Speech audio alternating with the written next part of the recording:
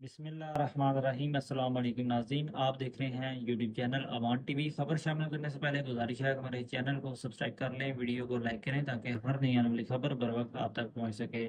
ناظرین، آج گجرات میں دو گروپوں کے درمیان شدید فائرنگ کا تبادلہ ہوا۔ دونوں گروپ جو کہ قاف لیگ کے گروپ بتائے جا رہے ہیں، ایک اہم سیاسی شخصیت کے ڈیرا پر دو گروپوں کے مابین یہ فائرنگ کا تبادلہ ہوا۔ معین الدین پور سیدہ تھانہ صدر گجرات کی حدود میں، اور بتایا جا رہا ہے کہ کلاشن کوف 30 بور اور دیگر اسلحہ سے دونوں گروپوں کے جو افراد ہیں انہوں نے ایک دوسرے پر فائرنگ کی، جس کے نتیجے میں دیواروں اور سڑک پر جو ہے وہ گولیوں کے فائرنگ کے نشانات یہاں وہ بتایا جا رہا ہے کہ موجود ہیں۔ اور واقعہ کی اطلاع ملتے ہی چوکی انچارج معین الدین پور سیدہ جائے وقوع پر پہنچے، اور وہاں سے انہوں نے بڑی تعداد میں پھول جو ہے وہ برآمد کیے۔ بتایا جا رہا ہے کہ قاف لیگ کے جو رہنما ہیں ان کے قریبی ساتھی ہیں جن کے ڈیرا پر یہ واقعہ پیش آیا، کسی بھی جانی نقصان سے جو ہے وہ محفوظ رہے۔